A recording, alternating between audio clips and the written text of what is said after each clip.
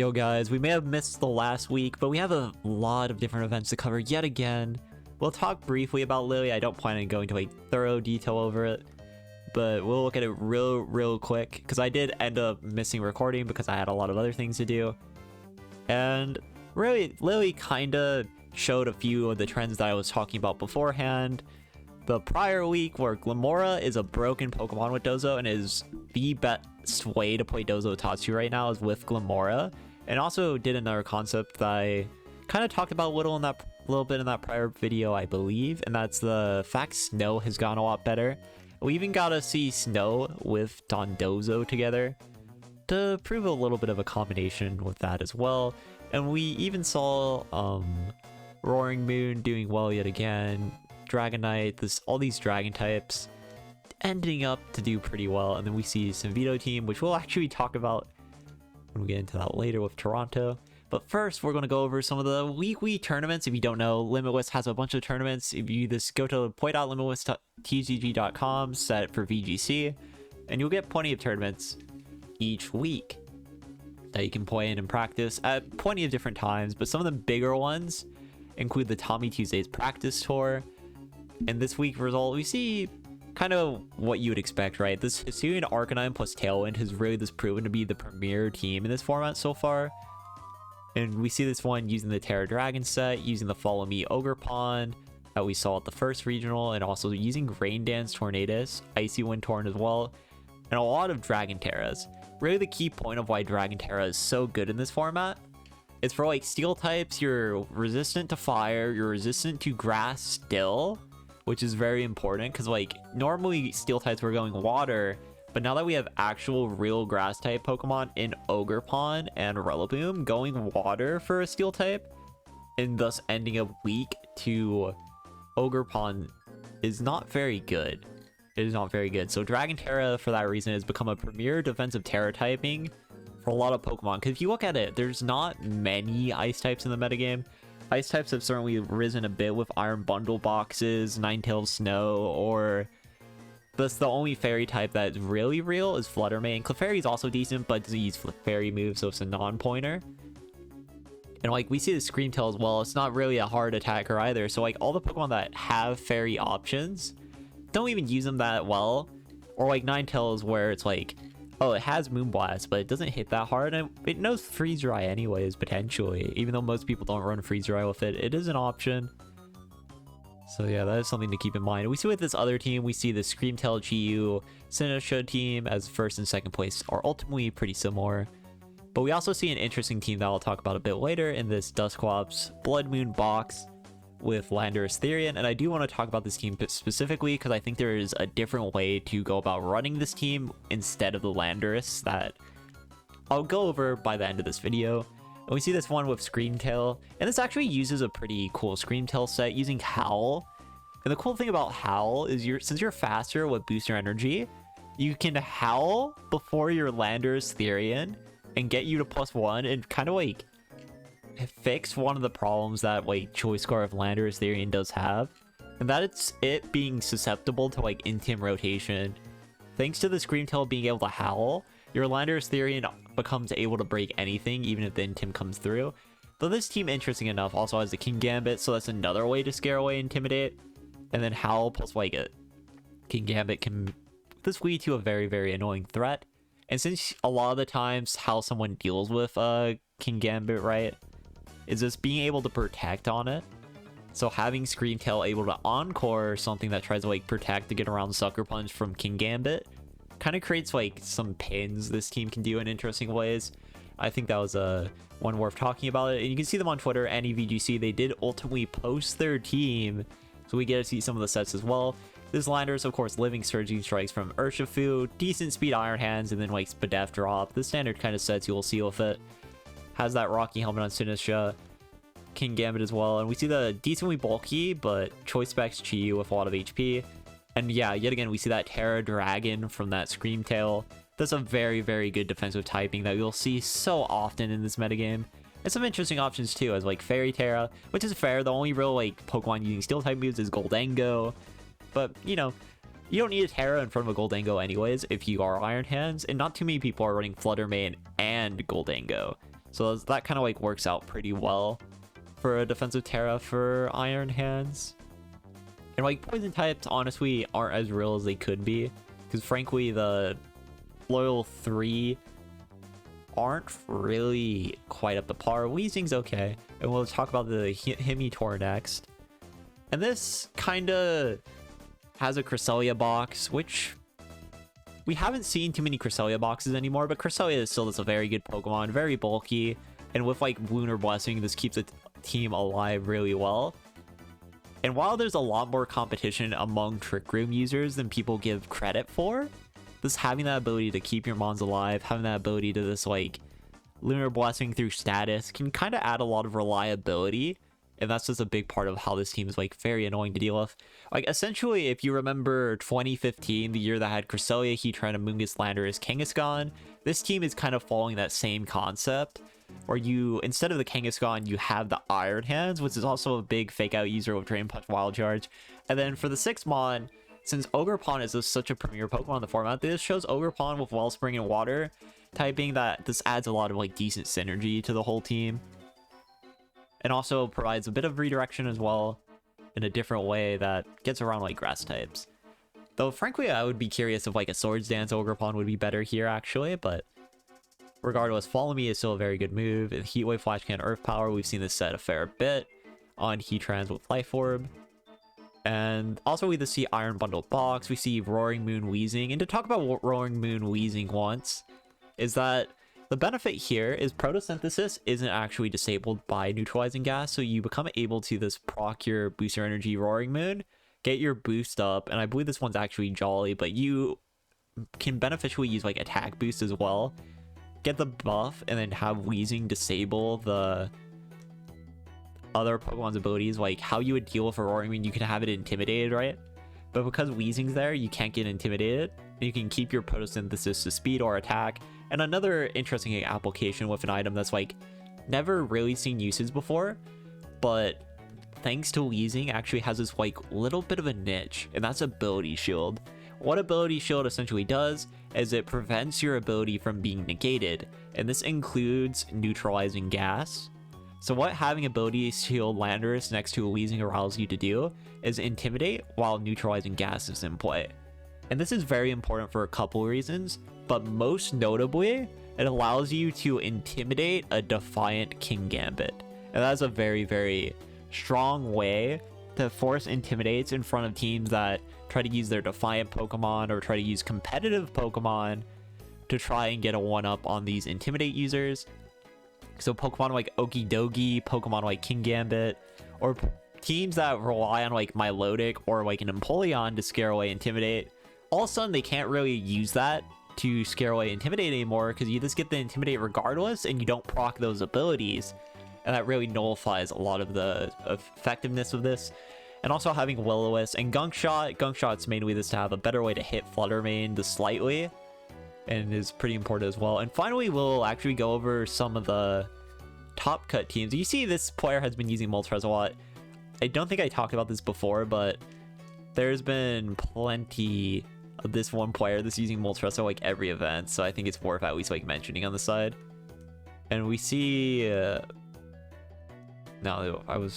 Ability Shield can also be run on Tatsugiri. I was wondering if that would be that, because like Weezing stops Tatsugiri's commander from activating, so a way you can get around that is by having your Tatsugiri have Ability Shield, which prevents your Tatsugiri from having that nullified by Weezing, so you can always bring Dozo Tatsu even against Weezing.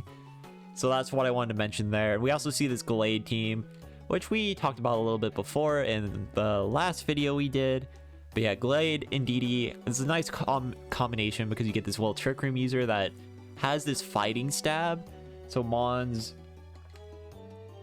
your dark types like Chi-Yu can't really wall out the Glade. Well, these Mons like even Ting Lu really don't like going against Glade. So having a physical fighting type actually helps the Sun mode kind of enable itself a bit, and a hard Trick Room kind of enable itself a bit, because like that's a problem with like Psy Spam and like Psychic Pokemon. They just kind of get walled by Steel types pretty easily, like Heatran too, for example. So having Glade to help deal with Heatran is pretty important. This one ultimately doesn't have Armorug as well, which is pretty interesting, this Glade and Indeedee. But having the Glade, this helps so much dealing with Heatran to let your Torkoal go in the back and carry. And now we can talk about the Toronto Regional Championships, ultimately run by Chuppa across, with the same team we saw the week before, essentially. Or the seeing that Chien-Pao, Rillaboom, Hisuian Arcanine, Urshifu, Tornadus, Fluttermane core with the Rain Dance, with the Mystic Water. This is a very, very good offensive core. And having some cool options with the Booster Energy Fluttermane, so you can get the 1-up on people and show off a bit of power without having to worry about losing access to moves like Protect that you would lose with Choice Specs. And also, really, there's not too much to talk about here. Notably, though, running Terra Normal, there's some people who have been running Terra Blast, Terra Fairy here, but that is really not necessary when you have a Fluttermane with Fairy. And Arcanine Hisui actually has the same attack as a Dragonite, so you are getting effectively the same value as a Dragonite would. But the thing is, even though you are susceptible to Intimidate, unlike Dragonite, since you're able to rotate with Arcanine, and it's advantageous to rotate with Arcanine because you get more Intimidates, it's actually not too costly to have your Arcanine get Intimidate compared to as like a Dragonite if it were multi-scale. As Arcanine in general, this wants to switch out more so than a Dragonite would. So it actually kind of ends up being a pro in a way. And yeah, pretty simple team. We also see Palchua. Palchua uses a little Roaring Moon, Amoonguss comp. And yeah, this is nothing really new. This is something that existed with Reg D. This is something that existed with Reg C, with Heatran changing Gyarados sometimes. Kind of the Roaring Moon box that you can expect to see a fair bit.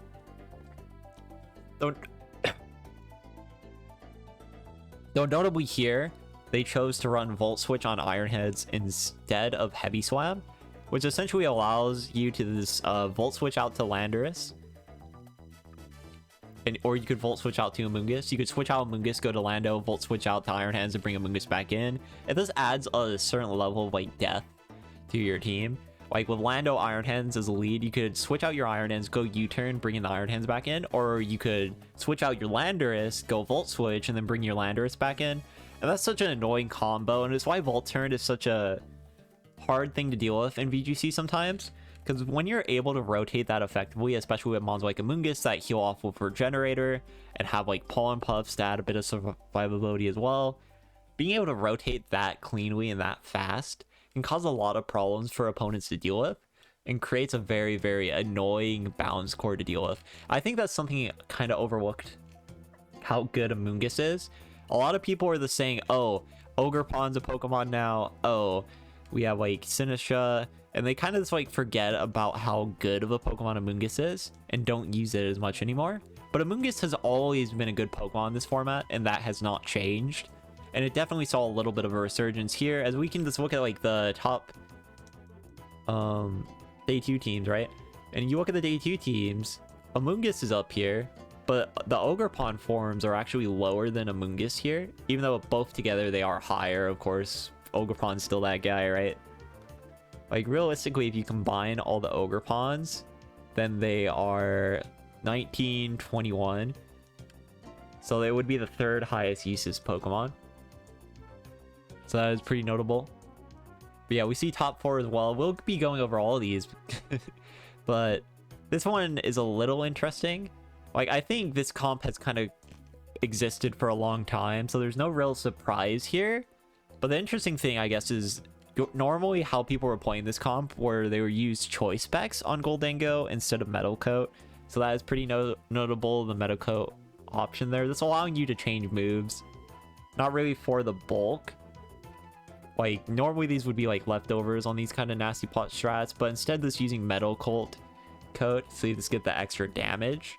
And still using that Terra Dragon for the defensive utility, and then having Regidrago use the Terra Steel. Yet again, Dragon types are very, very good in this format. So if like Ogerpon players try to get in on a Regidrago, Regidrago can actually stay in against Ogerpon so easily, and then focus on the partner.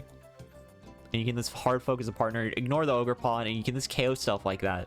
That's why Regidrago is such a potent Pokemon in this format. Just having the ability to just kind of operate away from Ogerpon and not really have to worry about it. And we see this as well with Jamie Boy. where they're using Roaring Moon Tailwind with Breaking Swipes. And that set is so annoying for Ogerpon to deal with. We also see some other interesting options like Substitute Urshifu with Rapid Strike, Thunderous Therian with Assault Vest, and actually Life Orb Goldengo, so taking that Metal Coat idea even a step further. But I think the most notable thing to talk about that is an Ogerpon base form, the Teal Mask form. I think there's been a general misconception among the player base at large. I think a lot of people have said Ogerpon base form sucks. It's not worth using. All the other Ogerpons are stronger. And I just want to say this, and it's something I've been saying all format really, is every single Ogerpon form is good. Having Defiant Razor Claw essentially makes you like a Kartana that is not even a little bit afraid of Intimidate. And Kartana, we already know how strong a Kartana was. But of course Kartana does have way more attack.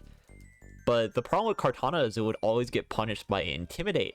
But unlike Kartana, Ogerpon has this little benefit here where he can kind of still provide utility if it wants to, or it can still provide Follow Me if it wants. It can still provide Taunt. It can still provide all this utility options that a Kartana just can't.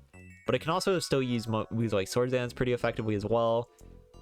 But most importantly, because it has Defiant, and this would be a problem for how like Kartana played into mons like Landorus and how it played into like Incineroar sometimes. Like even though it did do a lot of damage to these Pokemon still, because it would get intimidated, it would need to crit with its Scope Lens in order to actually have like any level of effect on a game state. But because Ogerpon has Defiant, even while abusing Ivy Cudgel plus that crit chance, which also ignores Intimidate, you don't need it as much as a Kartana does with the Leaf Blade Scope Lens, because if you have your Defiant procced, all of a sudden you kill anyways. You're killing. And we already know how powerful Ogerpon is in default. Is 120 attack is very powerful. Terra Grass will just do a lot of damage in general. And there's another notable part of this, is because of the Ogerpon base form boosting speed, you're able to actually get like very, very fast, powerful moves. And since you're getting, if you get intimidated, your Ogerpon goes to +1, and all of a sudden you're KOing a Hisuian Arcanine, you're KOing a Landorus Therian before it goes to Terastallization. And this creates just a big opening for Ogerpon to actually be very effective in this. And it's cool to see Jamie Boy actually deciding to use that. And it really did show how effective all these Ogerpon forms are. And we see this as well with Ogerpon Cornerstone chosen as an option here by Andrew Krug, which more for the defensive synergy, but this form is also very strong as well. As we see Ogerpon Cornerstone having the defense boost and then using Chi with Snarl, actually, which is very interesting to kind of make Cornerstone near impossible to kill. And the rock typing, we see this with Hisuian Arcanine. The rock typing is actually very good in this metagame currently, as it kind of just allows you to wall these flying types, hit them powerfully with Ivy Cudgel. Chien-Pao D-Knight will really struggle to deal with you. And also we see the Life Orb, Terra Normal, Ursaluna Blood Moon with the Hyper Voice Blood Moon, allowing a lot of burst damage.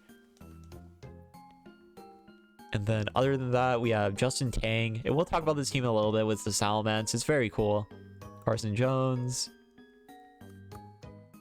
Bear Draft, Iron Hand, Bundle Box with the Salamence again. There's a nice little team building group that had all their players in their team building crew cut with this Choice Scarf Salamence set. And then we also have a Clefairy box with King Gambit, as well being run by Maddie Morgan to interesting success. And like Clefairy is still a very powerful Pokemon, very annoying to deal with. This one using Life Dew as well. Life Dew is so very powerful, just to allow your team to really just live forever. And then having the Swords Dance on the King Gambit. And we see once again the Parasong 4th move just to close games, or just make it annoying for players with like Parastrap of their own trying to deal with you. And we also see with Alexander Deandria, once again, we see the Dozo Tatsu. And this has the idea I talked about earlier where we saw like Weezing as a Pokemon, right? Well, with Tatsugiri having Ability Shield, Weezing cannot stop the Tatsugiri from joining the Dozo. And this is so important to this making the Dozo stuff function even regardless of the presence of a Weezing team. And this is important for this team especially because they have Ninetales Alola, and they have this Ogerpon Heartflame that wants to take advantage of its ability. Even Glamora wants to take advantage of its ability quite a bit with Toxic Debris. So having that ability to prevent your ability getting disabled by that Weezing is actually very important, because otherwise Weezing counters this team extremely hard. Weezing is a poison type, so it beats Glamora even through its Toxic Debris value, and Weezing also this stops the Snore Warning, so it stops Aurora Veil. So Weezing this completely counters this team, so it's very, very smart for Alexander DeAndrea to actually choose to run Ability Shield to prevent that as an option altogether. And also choosing Terra Dragon Dozo, and this is kind of the set you will see with Dondozo a lot more now, as they will choose to run Terra Dragon instead of another Terra, as Terra Dragon also boosts Order Up, but along with that, it's just very, very defensively sound for the current metagame's profile, that it will just end up being the set that we generally see. And we also see another bundle box by Eric Bartlett. We see an Okidogi Screentails team by Zachary Thornburg.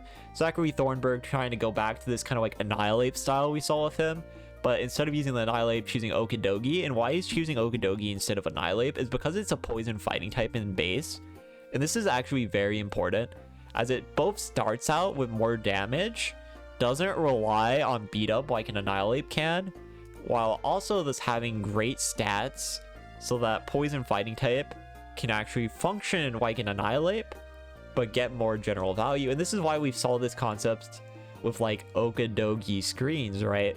Where we'd see the Okidogi, we'd see it with the Grimmsnarl. This was something that we tried to do in Series 1 with Annihilate, but Annihilate was too slow, so it wasn't able to quite do that too well. But Okidogi actually can, because it powers up very quickly with Gunk Shot, has a Drain Punch for the recovery, bulk up's pretty good, and its stats defensively is quite a bit better than Annihilate. You see here, it is a little bit lower Spadef, but since it's not weak to fairy types, it actually kind of works out pretty well for it. So that is pretty important, and that is ultimately why Zachary Thornburg decides to use Okidogi over this. And I believe that is most of the teams we can talk about here. I don't think there's anything else I really want to go over. Another Clefairy box. See Hisuian Goodrow. We once again see the Tyranitar team by Eric Rios. And we see another concept on that Blood Moon Dusclops team. And we see Landorus Incarnate actually getting to top 64 again, getting to day 2. Don't think there's another one to talk about. Yeah. Oh, we see a Tinkaton actually make it as well. Let's go Tinkaton. Bottom of day 2, but whoa, Tinkaton team. And yeah, we actually do have a few rental teams we can look at as well. We have one from Dombo at 45th place at Toronto Regionals. And this one is pretty okay, as we see the little Rillaboom, Heatran, Chempao, Urshifu Dark instead of Urshifu Rapid, which is pretty interesting. But the key thing about like Urshifu Single Strike is you can still take advantage of Chempao. I mean, you can still take advantage of like things the way Urshifu Rapid does. But like, even though he's stacking 2 dark types together, because he has Terra Dark, Wicked Blow, and Sword of Ruin, like through Resist, Urshifu will still be getting a lot of KOs. And he also uses an interesting set on Chempao using Life Orb, Terra Poison. And I think this is actually pretty cool. It's like Terra Poison with Chempao. You live the Flutter Mane that goes faster than you, and you still live the Sacred Sword from opposing Chempao. So with this Terrestrialization, it does actually enable Life Orb to be like decently effective.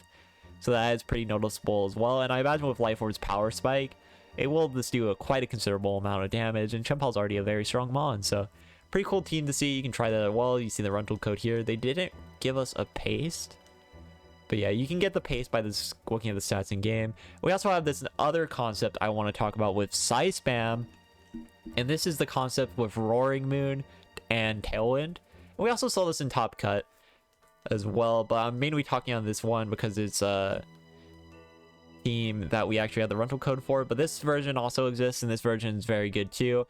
Though personally, I would run Life Orb on the Ursaluna and then maybe like Twisted Spoon on it, Armorogue instead. But yeah, this is a very strong team.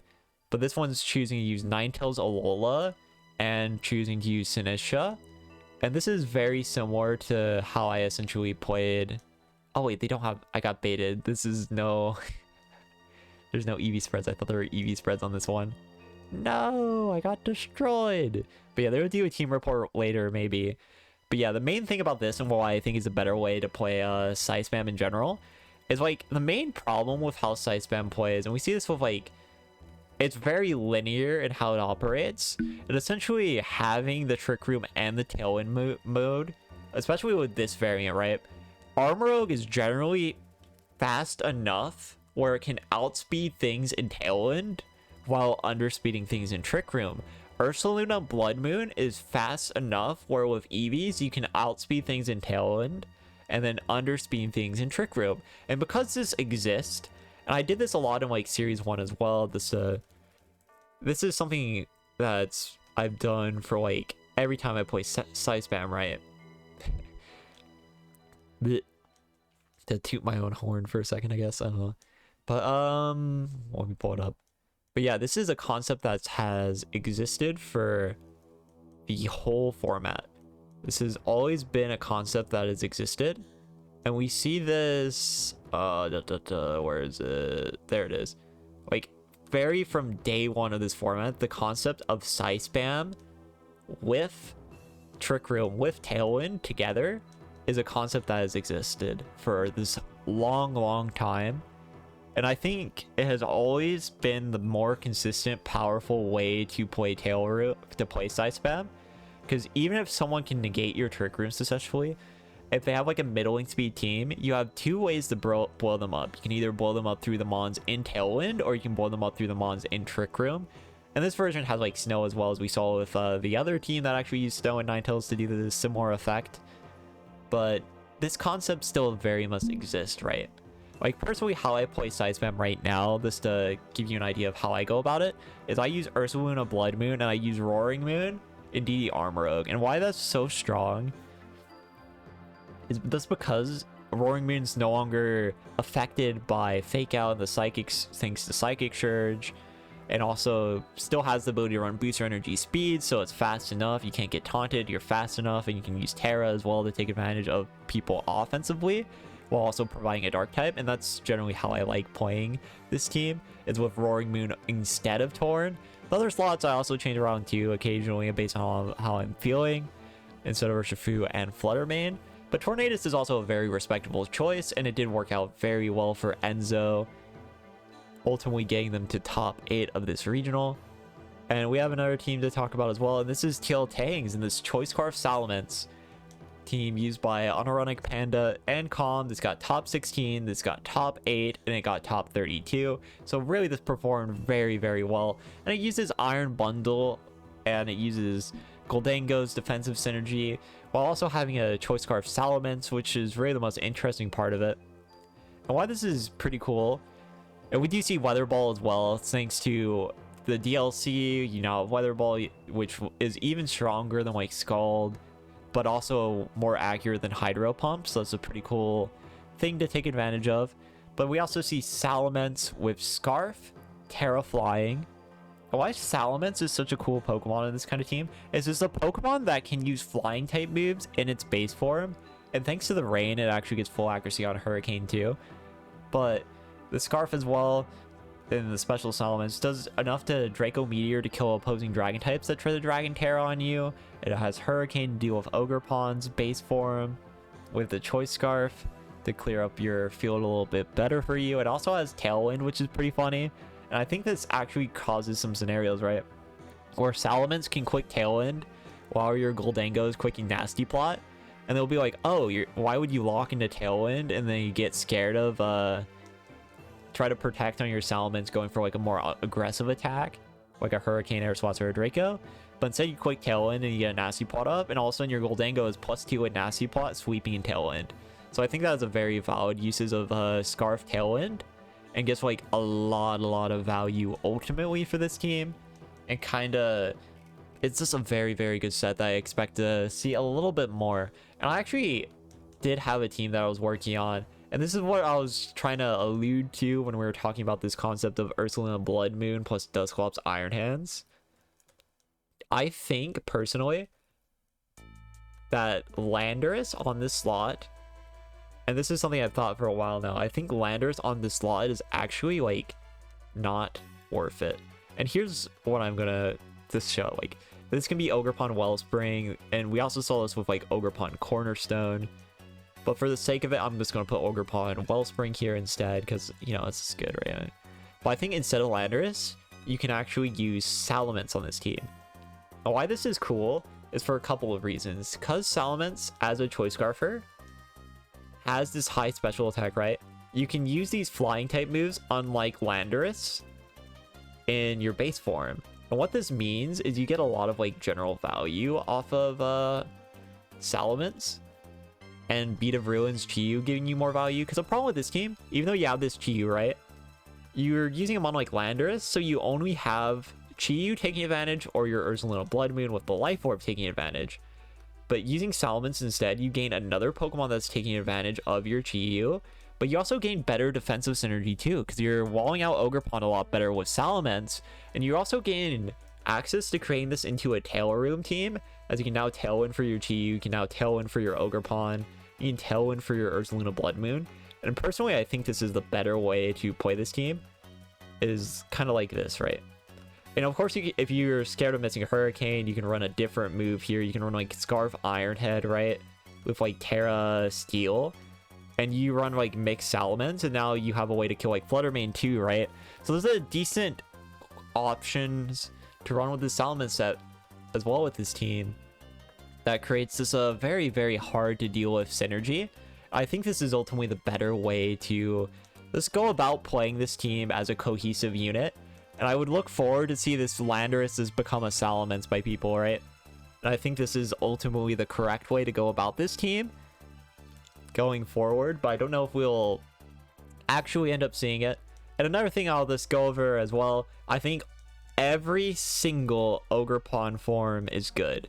And this is something I'll stress till the end of time. And I've stressed this for like so many weeks now, and so many times we've covered each format each week. I just go like Ogerpon is good in every single form. Ogerpon's base form has Defiant, which you can use with mons like Chempao, mons like Roaring Moon, so they are less afraid of Intimidate to this either sweep with your Defiant boots or use it kind of like a Cortana, as we saw with like Jamie Boyd. And we also saw this used with Grass Spam as well, where it was like Choice Band, Ogerpon, and this abusing the fact that, hey, I have an item. Why not make my Ogerpon hit like a literal truck? And this was another set that was good, but personally I prefer Scope Lens and what Jamie essentially did. Though I do think you don't have to run Swords Dance here. He did run Swords Dance ultimately. I think there is still reason to go like Follow Me in this slot. I think there's still reason to go like Taunt. I think there's plenty of other moves you can try to run here. You can run Sub, Woodhammer. If you have like Rillaboom with you, you can run Glide. Running Horn Leech for healing, since Ogerpon's still a very bulky Pokemon, is pretty good. Even Encore is a move that would be pretty quirky for this Pokemon as well. Hell, it can even run Knockoff. But there's so many of these good options here that are just generally pretty effective. And I think like that is something notable that I want to see going forward. And yet again, will this say this? Dragon types are broken. Dragapult's probably underrated right now. Dragonite. All these dragon types are this very, very good in their default typing. I still think Assault Vest might be the way to play this as well for more flexibility, but Choice Band is still very good as well. Dragapult's still very strong. It's kind of getting underutilized right now, but Dragapult does have a problem where it doesn't really like dealing with Tailwind teams or like Booster Energy Fluttermane. That's something that's very annoying to it, so you will have to like adjust that at least. Roaring Moon is strong. For this, most Dragon type Pokemon have a lot of this value right now, right? It's just a very, very good defensive typing in the context of this metagame. So every Dragon types, this gets buffed by this, how this metagame works. Even Goodra is still like decent. And we saw Salamence, and we were seeing like Regidrago do better too. This Dragon's such a good typing right now, and that's something that shouldn't be underestimated. And also notable to talk about is to talk about Pokemon that are actually using Dragon type Terras. And there's going to be like every Steel type except for a Heatran. I don't think Heatran's going to want it because like Heatran's main merit is its walling Fluttermane, so getting rid of that is not really too worth it for it. But all Steel types I think can run Dragon Terra pretty effectively. I think Water types too like Dragon Terra quite a bit. Hell, even Empoleon. Like, there's quite a few Pokemon that can run Dragon Terras. I don't think Keytran really is one of them. I think Keytran's going to go Fairy most of the time instead. Not fighting, but Fairy. But it's still a Steel type, so I brought it up anyways. There's also Torn, which we've seen go Dragon Terra more in this metagame, and Flying types too, which I think this is a little less worth it, but it is something that is at least worth acknowledging, that some Flying types will run Dragon Terra as well. Like Gyarados, if that was around more, could run Dragon Terra right now to try and get around Ogerpon a bit better. It can also be Terra Poison. This is another option that's pretty good here as well. Terra Poison is a very good Terra, so that is notable to talk about. And I think this is kind of what to expect over the course of the metagame. This all these Dragon Terras is taking over the metagame. Amoonguss still being a good Pokemon as well. Can also run Dragon Terra, though this is another one where I don't particularly like the idea of running Dragon Terra on it, but it is a good option. It is viable. I do think it is a very viable option, in fact. So how the metagame can adapt to this is this in general, like, we'll see this a bit. This makes Bundle, this makes Ninetales, hell, this even makes some like generic Dragon type Pokemon. And this is why another part of why this Scarf Salamence set worked is because everyone's using defensive Dragon Terra. That makes a Dragon type Stab actually pretty good. It's actually pretty good. But there's other monsters like Baxcalibur that abuses it in 2 ways. Well, it's an Ice type and it's also a Dragon type, so it abuses that in 2 ways as well. Though of course, like, Roaring Moon isn't running Dragon Stab. It does add a bit of theoreticals of like Photosynthesis Sun Roaring Moon offensively could potentially run it like this, or this like what we saw earlier, and it makes booster energy sets a little bit better, because even though you don't use booster energy you don't use breaking swipes for damage, because you have Dragon Stab on it, right? If you're hitting something super effectively, you're still going to do a fair bit of damage. It's like, it's decent, it's not crazy, but it is something that is at least like notable to talk about as well. And we see this is another mon I think can actually go Terra Poison if you run it like this. But if you run Acrobatics, you could run Terra Flying as well. Both sets are fine. Acrobatics good. If you don't have Dark Coverage, you can run Knockoff. Both are very, very fair options for sure. And another Pokemon I think is pretty notable in the context of like current metagame, right? Let me see if there's anything else I want to talk about real quick. I do think there's still some room for setup attackers to be pretty powerful as well. But with the context of Dragon Terra as well, there is some like cheeky options that we can see get some more merit, like Ice Punch Iron Hands. This is a little silly, but it hits Landorus and it hits the Dragon Terras defensively. So having ice coverage is a little bit better on Pokemon. Like, we'll see Gastrodon, for example, go back to the set they had in like VGC 2022, right? Where they ran Earth Power, Ice Beam, Yawn, Protect. And this is really how Gastrodons will play. Just like, oh, you have this, and you just have all this healing, and you just get through with Earth Power, Ice Beam, and Yawn. And Empoleon also does this pretty similarly, where it will run like Flash Cannon, Ice Beam, or like Flash Cannon, Ice Beam, and then run like Water Pledge. This is because it's a good stab for it. Then Protect. Though sometimes it will drop the Ice Beam. That's for Yawn, or for like Yawn, you can go like Roost as well. So that's another option as well just to talk about. It also has Icy Wind, which is something notable to talk about. So yeah, like ice coverage is a bit better. And also like fairies. Even though fairies, there just aren't many good ones. Ninetales offensively actually hits pretty hard now in the context of this metagame, as we already showed there. But there's not really other fairy types that can abuse dragon types too well. So even though we'll see like more bundle boxes because of the rise of Dragon Terra, there isn't really many fairy type Pokemon that can abuse it. But Grimmsnarl, even though it's not like something that you use offensively, it does have Spirit Break. Spirit Break is a ridiculously good move, especially if everyone's just trying to go for Dragon Terras on you. But it doesn't really help too much in the Goldengo unless you like Steel Terra your Grimmsnarl in front of it and start clicking Spirit Break on it every turn. But otherwise, it's not the most helpful into that. But that is something that is at least worth talking about. But yeah, there's going to be a lot more Dragon types in this metagame. I don't think this has entered an opportunity where mons like Iron Valiant can become good, but Valiant still has like decent coverage for this metagame, being a fairy fighting type. Pheasantipity even hits a little bit harder in the context of this metagame, even though it still just doesn't hit like anything at all, so it's not too crazy. So ultimately, like, fairy types are very strong, but the asterisk of most fairy type Pokemon just don't have offensive stab that is that impactful. Like Azumarill can work, but it's like into an Ogerpon meta, like you're really only running this for like Perish Song and Perish Trap at this point in the metagame, really. Though it still potentially has some general power to it. I don't think it's like actually fundamentally really worth it right now. But it's still another fairy type, so it still has ways that it can break through this metagame. And then there's also like mons like Indeedee that try to run like fairy coverage with Dazzling Gleam. Like even though this won't do damage, really, it's having a little bit more damage on people that try to Dragon Terror on you. It's still this general pretty nice. And that's some things I expect for the metagame's development in the future, is this more reliance on this Dragon Terror, on this everything. I think we'll see more Dragon types in general. Like don't be surprised to see Dragapult come back. Don't be surprised to see more of these Regidragos, or more teams adapt Salamence, even that are not Rain.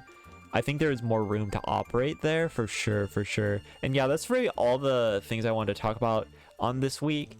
Not too full into like more metagame developments, but let me know how you think the format's going to advance in general.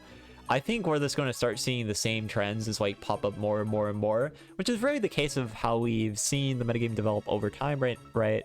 Like we're seeing more Dragon types, we're seeing more Dragon Terras, and we're seeing more like Ice types to kind of combat that in a way. And we're seeing these Auravel defensive synergies work out, these Iron Bundle boxes. Like there's quite a few variants of that style that have this like kind of this popped up generally over time. And there is still like some room, right? Like there's some bulky Pokemon that I think haven't quite got the play that they deserve yet. Like I think Moltres Galar is actually like decent for this format, but these are like more Pokemon that are fringe viable than anything. Like Moltres Galar can actually like kind of operate because it's immune to taunt and it's just bulky as hell. And you also have mons like this poison types in general that are still being a little bit underrated. I think even Iron Moth is still good in the context of this format. Sneasler is a gambler Pokemon, but it still has like some viability to it. So like these mons, while not the craziest in the world, still does have viability. Amoonguss is broken, and I'll keep saying that as well, but I just wanted to mention it again. And expect to see more Clefairies overall. I do think there is a world where Wo-Chien and Ting-Lu can start having more effect, but I think we're not in that world yet. But these two Pokemon still exist and can potentially have some good results, potentially, because they still have like some valuable tools. Como's still good, but not many people like playing Como, so it's kind of fallen off a little bit. Though it's appeared in Day 2 and it's appeared in ultimately winning a regional as well. It still exists. It's just kind of fallen a little bit by the wayside, but it's still something worth keeping in track of. There's also sets like Calm Mind Cresselia as a win condition that does exist a little bit, but this doesn't see play right now. But yeah, win con Pokemon like your Okidogis with your bulk ups, your Calm Mind Cresselias, they're still viable right now, but there's this always going to be things that are this underplayed. Hell, even bulk up Annihilate I feel is just a little bit underplayed right now. But not necessarily because it beats anything in the metagame, but it's because like it's still strong. Still does a few strong things, right? It's still okay. And yeah, that's all I really want to talk about this week. There isn't going to be interesting to see some of the future metagame developments. And I do want to know, let me know in the comments what your thoughts are in this current metagame.